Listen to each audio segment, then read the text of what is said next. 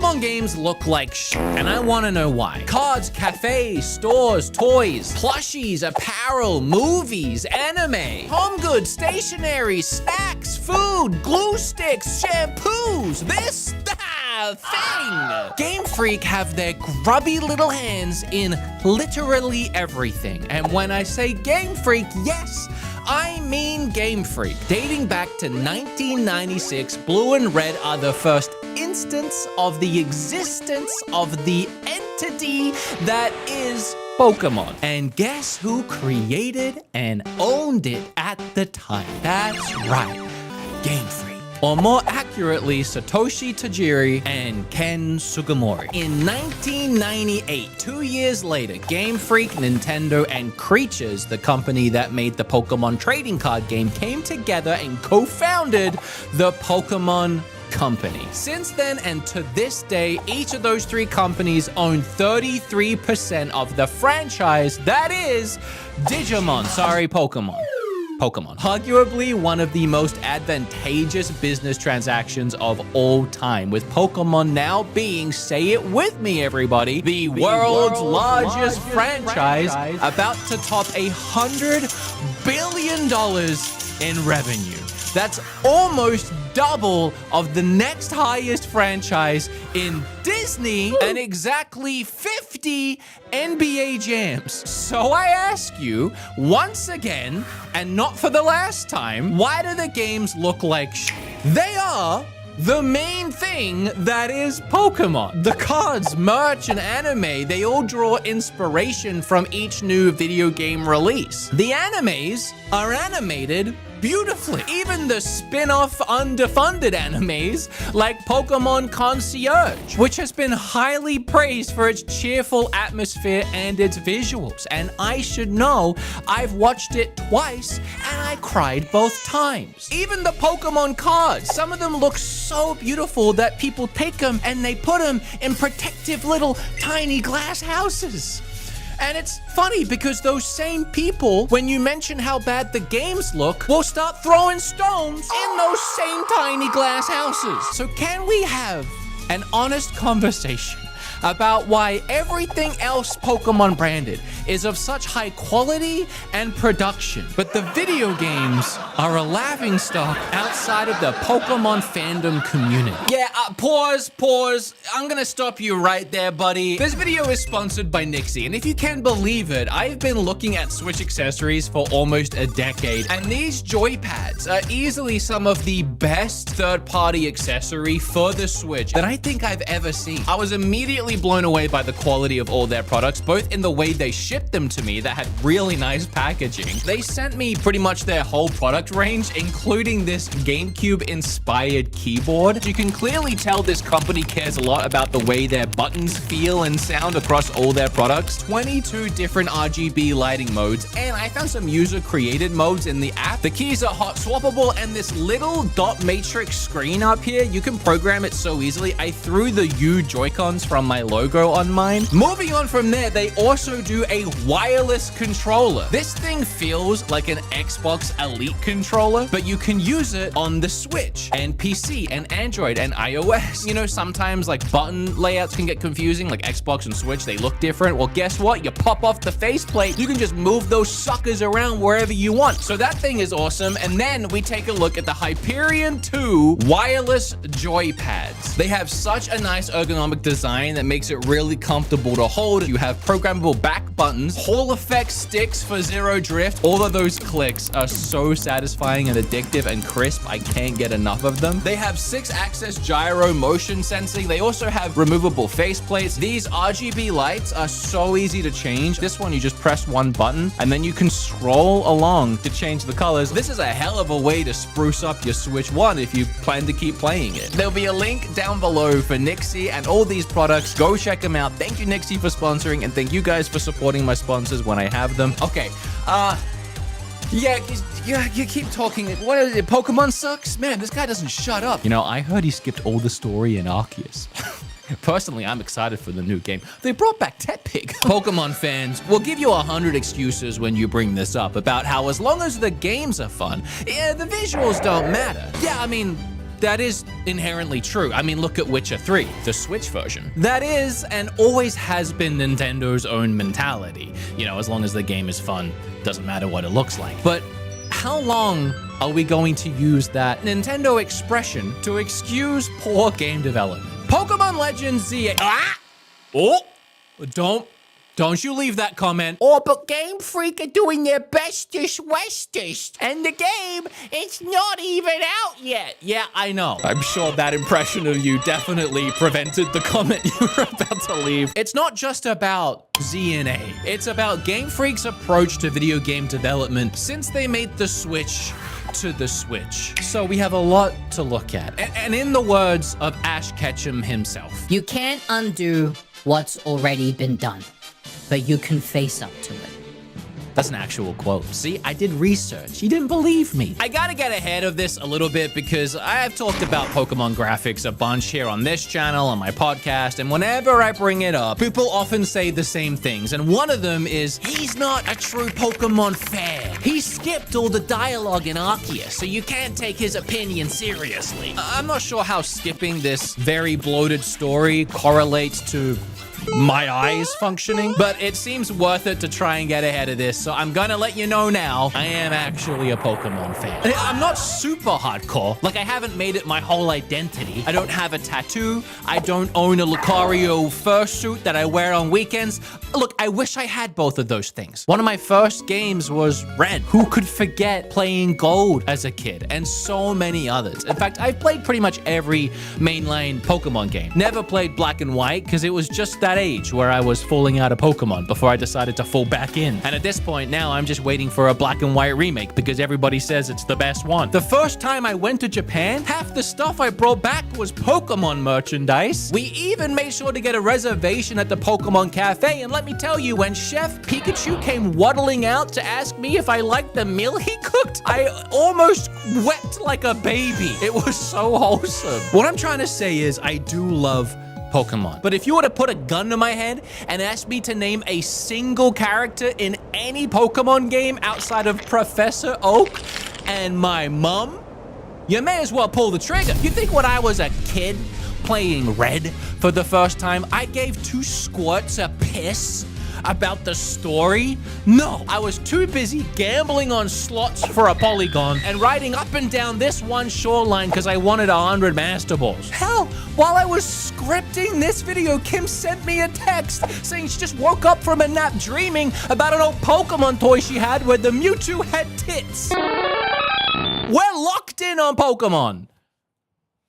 Why does it have tits? I'm making this video because I do care. Because 25 million people is a lot of people to buy a video game. But a lot more people bought games like Breath of the Wild and Animal Crossing. And Zelda isn't even in that Wikipedia list of top grossing franchises, which means, yes, it's below NBA Jam. And remember when Breath of the Wild came out and no one would shut up about it, how it was a new, breathtaking, innovative, jaw-dropping, inspiring new video game? Don't we want that from something like Pokemon? I feel like these games always get a pass because they manage to sell so much, but it should be higher, shouldn't it? We as fans, do we not want the Breath of the Wild of Pokemon? Or are we content with the... Okay, this guy's making some incredible points, and he has me completely sold, but I actually just watched his last podcast episode where he said some of this stuff in the episode. One of the top comments was, the games only make up 10% of Pokemon's total revenue, which... Fan of the podcast, and I love him. I love that they left this comment because it also allowed me to get ahead of this one because what the piss? 10% of $100 billion, by the way, is still around $10 to $15 billion just for the video games, which is a whole Grand Theft Auto franchise. And I would just like to remind you, again, something I've already said, the merch, the anime, the new cards, all of the new merch, those come from the video games. So if the video games currently are only making 10% of the revenue, imagine if we made the video games, good. That would then trickle down to all the new merch, plushies, and all of that, and boost those revenue and sales even more. I guess I just don't understand the argument that the Pokemon company makes too much money to try or bother with the video games anymore, when the video games are still making more money than 99% of the rest of the gaming industry. All right. Anyway, back to this chump. Let me get to the point. I know Pokemon fans hate when other Pokemon fans complain about how the Pokemon games look. And if you try complaining this time around about how Pokemon Z and A look, they'll say, but it looks so much better than Scarlet and Violet. And well, yeah, but that's a really low bar. And Game Freak are the ones that set that bar. This game isn't anywhere near the industry standard and looks worse than anything else Nintendo is doing, which is already being scrutinized for being behind the times. Saying that this is better than the previous amounts of terrible is like going to your job every day and just intentionally being the worst you could be, just messing everything up, the worst employee this company has, but then like a year later, you actually start trying and you do a little bit better and expect to be praised for being slightly less shit. You could pick just about any first-party Nintendo game and compare it to ZA, even the soon-to-be re-released Wii U game, Xenoblade X, and it would be clear that this is not a Swish hardware issue, but an issue of a developer who is struggling to create games post the 3DS. So let's not do that.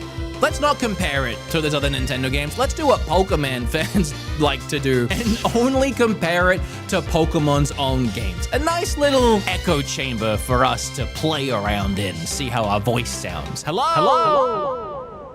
We saw in Scarlet and Violet that Game Freak struggles to create competent game worlds that aren't full of glitches, bugs, and low-resolution textures, terrible frame rates, and assets stuck together with spaghetti and crazy glue. You just blink at this game wrong and you'll be falling through the floor. But I think the biggest offender here is that resolution. At the time, fans said, well, at least it looks better than Sword and Shield.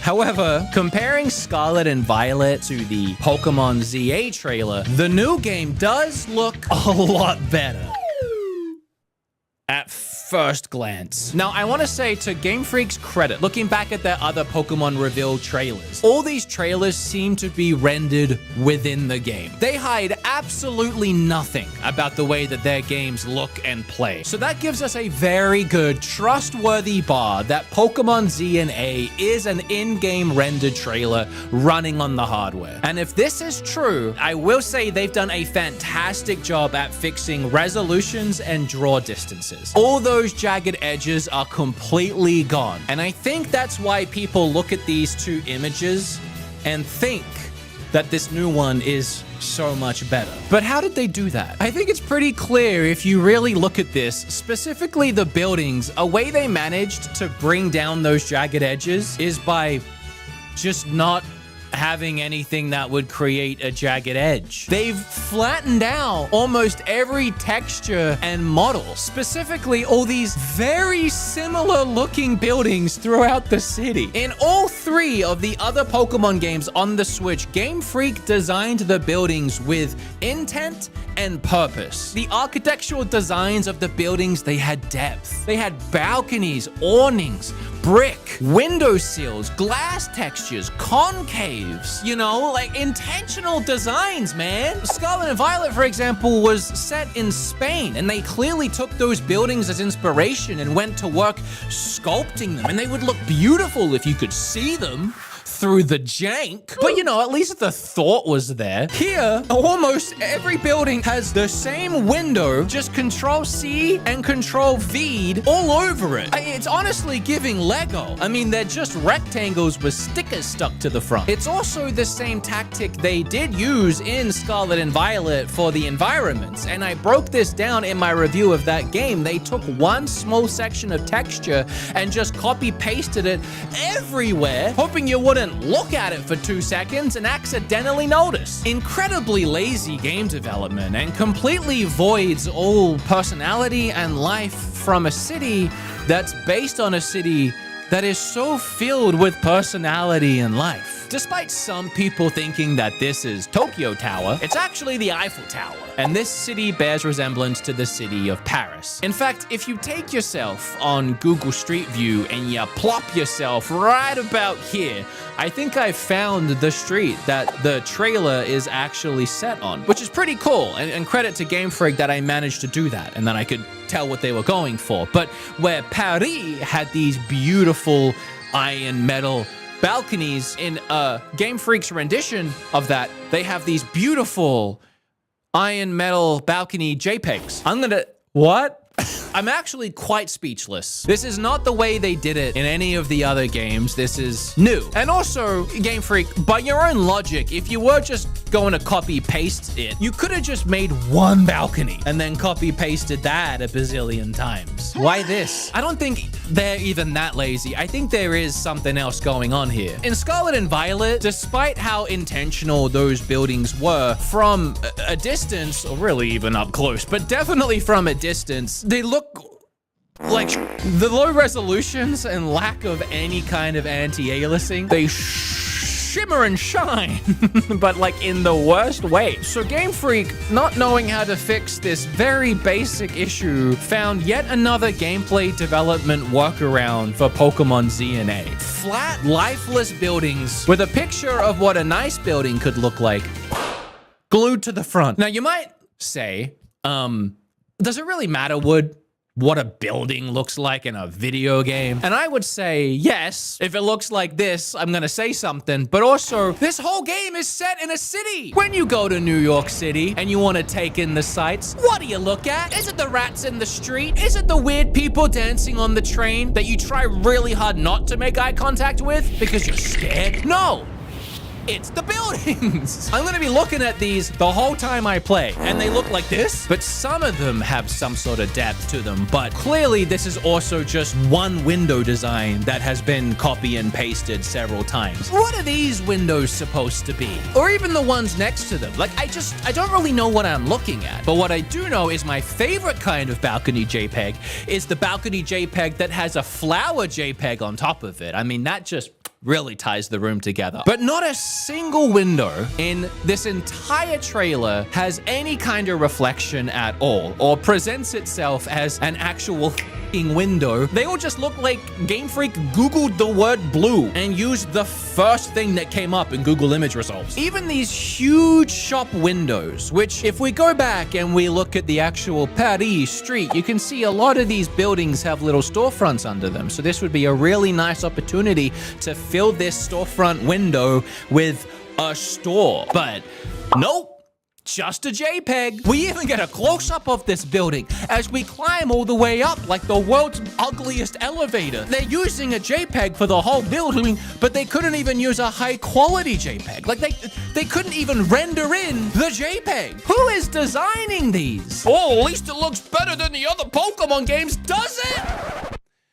Does it? Because 6 years ago in Sword and Shield, the windows actually had reflections. They weren't true reflections. They didn't actually reflect anything that was happening, but it was serviceable and it got the point across. And honestly, looks pretty nice. But I guess this is yet another way that Game Freak found to pare down development, because they even did away with those in Scarlet and Violet. In fact, the only window I could find in the entire Scarlet and Violet game, and I had to ride around that sucker for way too long, by the way, I forgot how janky it was this one. And I don't even understand what the hell is going on up there. It's just very confusing. Yeah, hi, me again. Sorry, I'm filming this in the future after I recorded a ton more gameplay for Scarlet and Violet. I actually didn't remember how bad this truly was. These characters popping in and out, seemingly at random. It's not even distance-based. And by the way, when I say disappear, I literally mean disappear. You can't go and find them again. They're just erased from the game. This video isn't supposed to be about Scarlet and Violet,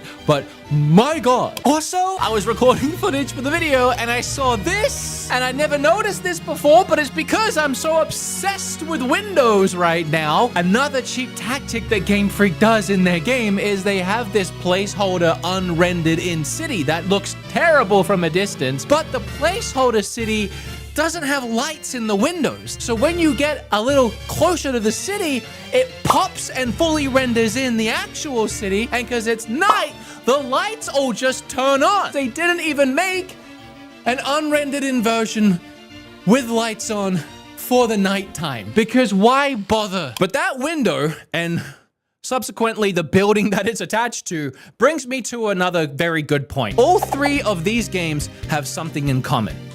Well, graphics. So I guess two things. They all have one nice building. Each game has a central location building that looks night and day better than any other structure in the game. Like in Scarlet and Violet, it was the school, which looked fantastic. And then in Arceus, it was whatever that big building was in the village that they did stuff in. I don't know. I skipped the story. And my assumption here is that it's a tactic to kind of trick our brains into thinking the game actually looks nicer than it does, because the building that you might have gone to most frequently actually didn't look that bad. And for example, in Pokemon ZNA, we get in this trailer a shot of the main character picking out of the 3 Pokemon, and there is this, quite frankly, gorgeous structure behind him. Just wonderful stonework, designs, there's arches, there's depth, vines and grass. There's possibly even a reflective window in this sucker. This clearly demonstrates that Game Freak can design buildings like this. They don't though. They either just,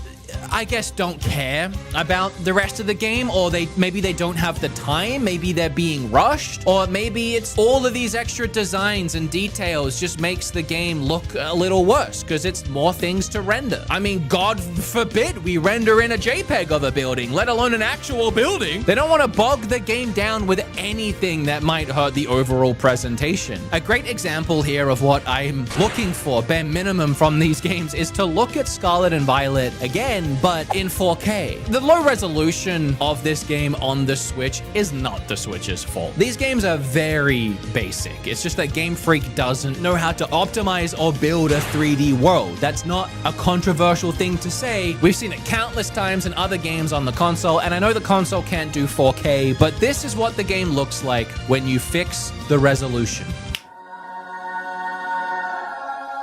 Oh, that didn't really help my point. No, I'm kidding. It's a night and day difference. And you can see what they designed. And this is probably what it actually looked like on their end when they made the game on a PC before they had to scale it down somehow for the Switch. So rather than trying to figure this out, they just took out anything in the game that would look bad in low resolution rather than fixing the resolution. If you look at the streets of Pokemon ZNA as a whole, it gets its point across and you get what they're going for. But as soon as you look at any one element on its own, the flaws start to show. The fact that they still can't design anything with a high enough poly count to actually make it round, that no NPC in this game has a shadow. And that goes for most objects too, except this awning. Based on everything else in this picture, why does it even have a shadow? Yeah, I just wanted to take one more look at this awning with you guys. Why is it here? There's plenty of shop fronts, even in this same image and other images, that don't have awnings. What is the point of the awning? Why is it only on 3 of the 5 windows? What is it covering? There's no tables, there's no chairs. Also, why is the awning like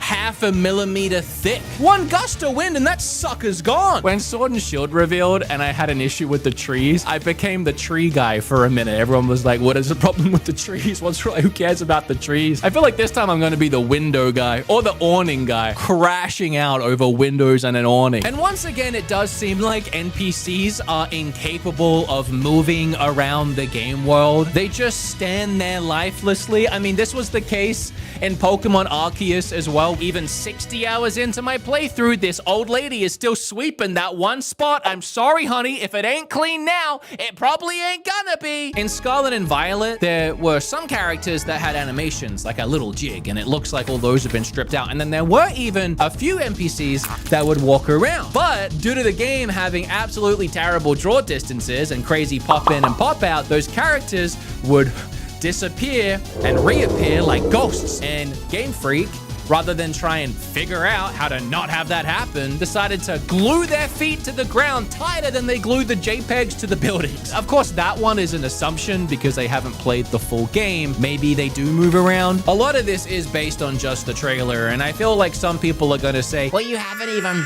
played the full game yet. And again, this trailer is rendered in game. I'm assuming based on all their other trailers, and this is what they've shown us, and I'm literally only talking about what I'm seeing in this trailer. I'm sure I'll find a whole piss of things once I start playing the game to complain about. But why wait? How about the absolutely no ground animations for these Sandiles who look more like they're glitching through the floor than swimming through the dirt? This few second shot right here is absolutely insane to me. The Pokemon and the people are fully rendered in, but nothing else in the shot is. The floor is blurry, the brick is blurry, and that's before we even talk about the fact this is a moving shot, and every frame of the animation has the floor down here glitching on the wall, and this is what they chose to show us? And don't get me wrong, the Pokemon look fantastic, the moves and the animations of that, the battling, really flashy. I even like the way the UI looks. It's sleek, it's nice. And some people will say, it's a Legends game. It's a spin-off of the main series. It's not supposed to look as nice. But then that goes against the people that are saying that it looks better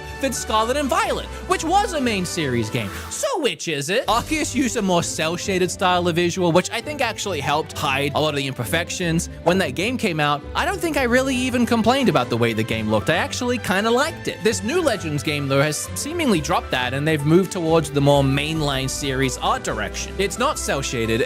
You know, I struggle to call this realistic, but I guess you know what I mean. And this game, at face value, does look better than Scarlet and Violet. Again, because they stripped out anything and made everything flat to trick your brain into thinking that it actually does look good when it really doesn't. But there are some things, to be fair, that legitimately do look a lot nicer. The inside of buildings here have a much more warm and high resolution feel, like it feels cozy. I took some examples from other games set in similar office style buildings. It's very clear that the new one doesn't look as bad. Another thing that stood out to me immediately is the grass textures. I don't think the grass in DNA looks particularly pleasant, but you compare it to Scarlet and Violet and what were they thinking? It's like a sea of Lamborghini green. Like, it is neon. It's probably as green as the green screen I'm standing on. Put me in the grass, Zach.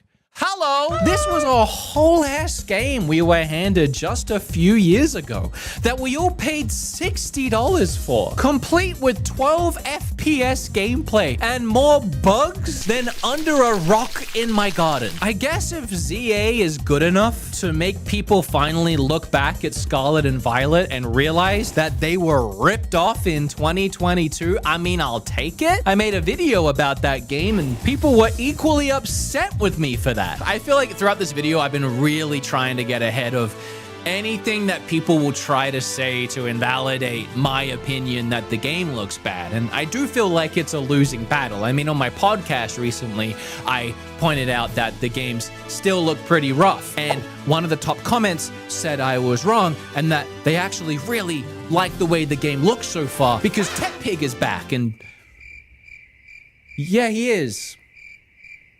People even calling me a snob, that I'm moving the goalpost for Game Freak. I'm not sure where the goalpost is for Game Freak in my mind, but I'm telling you now, they've never even been in the same zip code as that motherfucker. I can't say it's better than before. I will concede to at least it being different. And it is different. This is not how they've ever designed buildings before. That is very different. But in doing that, they have managed to clean up the resolutions and that weird jank that we saw in previous games, and some people might actually prefer that trade-off. But I'm just here asking, in 2025, why can we not have both? I'll apologize for this, but sometimes I wonder if it's me, my ADHD, or whatever is wrong with me mentally, where I hyperfixate on something. But when I look at these buildings, or if you want to call these textures, or this face mask, you know, I get offended. I can't help but stare at them the whole time, and they're just preventing me from being able to fully immerse myself in the experience and feel like that 10-year-old boy that would just want to go around catching Pokemon and ignoring everything the adults are saying, which I still do even now in real life. I ignore everything people are. That's probably the it's ADHD. Ultimately, if the game is fun, I agree the game is fun, but I can't help but feel gaslit that this is acceptable game development from Game Freak at this point, there is no reason for their games not to be in a better place. Not to be in the same or better place than games like Mario, Zelda, Pikmin, Xenoblade, or any other Nintendo IP. Stubbornness. It has to be. It's focusing in on that tight release window. Since despite the games being the main source of fandom, the merchandise is where the real money is. It honestly, it feels like we're being taken advantage of. It offends me. Does it not offend you? Are you not offended? They just take advantage of Pokemon fans, knowing full well they can phone in the games and will buy them anyway because it's Pokemon. You love Pokemon, right? Why don't you buy this Wiglet plushie and this Victory Bell plushie, and please don't, whatever you do, don't combine them. There is 200 people working at Game Freak, which prospectively is not a lot of people. Studios like Rockstar, Naughty Dog, Bethesda, they have thousands of employees. I think Game Freak should be on these studios' level, if not a little higher. But we don't want to muddy the waters with all of these employees. Like thousands, that's too much. I understand and I respect keeping a team small. But 200 at this point might be a bit too small, don't you think? But even Xenoblade's developer Monolith Studios has 300 developers, and their games only sell a couple million units. Pokemon sells over 20 million. Something's not adding up. And Xenoblade, with even just 100 extra people, manages to make games that look like this. It's almost like having some extra people on board helped. And it's not just beautiful visuals that the Xenoblade team are putting together either. It's crazy over-the-top animated cutscenes and full voice acting. Breath of the Wild also had a 300-person team, and it took them 4 years to make that game. Mario Odyssey had 360 people that took them 3 years to make that game. Game Freak is understaffed, but they are in no way underfunded. I want to touch on something I said earlier, and that's that people always say, well, the games still sell. And yes, they still sell. They're one of the best-selling game franchises of all time. But when you look at the franchise prospectively and how many millions, if not a billion people love the property and the franchise that is Pokemon, why aren't more people buying the games? Yeah, 20 million's a lot. So's 40 million. So's 50. You know, if some of these other franchises like Animal Crossing can break 50, something that most people probably didn't even know what that was when New Horizons came out, why can't the world's largest franchise that literally any grandma could probably point at a Pikachu and say its name, why are they only selling 20 million? Maybe because the games actually aren't that good. It's just that a lot of us are holding on to a dream. I've played Pokemon throughout the generations, and ironically, as I've said before, they really struggle to evolve. We didn't even need great graphics back in the day. When I was a kid, it was black and white and little itty-bitty sprites, and I still had an absolute blast. But at this point, I would almost rather they just go back to doing sprites, because that's seemingly what they do best. Desperate for answers, I thought maybe ChatGPT would know, and I asked her. And the answer she gave me was so painfully, abundantly obvious that it was staring me straight in the face the whole time, and I just couldn't see it. This is what ChatGPT said. Pokemon sells regardless of quality. Even when Pokemon games launch with issues, they still break record sales. Game Freak may not feel the need to expand drastically if their current model continues to be profitable. Scarlet and Violet sold over 22 million copies despite performance issues, so the financial incentive to increase staff significantly isn't there. She then goes on to say, could Game Freak expand? Yes, they could hire more developers to improve technical quality, but their collaborative approach, fast turnaround, and cost efficiency seem to be priorities over AAA scale productions. Unless Pokemon fans stop buying the games, Game Freak probably won't feel pressured to grow too much. And she's right. I'm gonna buy the new game because I'm a giant hypocrite and I'm not part of the problem. I am the problem, but at least I can accept it. You know, I guess I could have just asked ChatGPT that to begin with and saved days of time writing this script.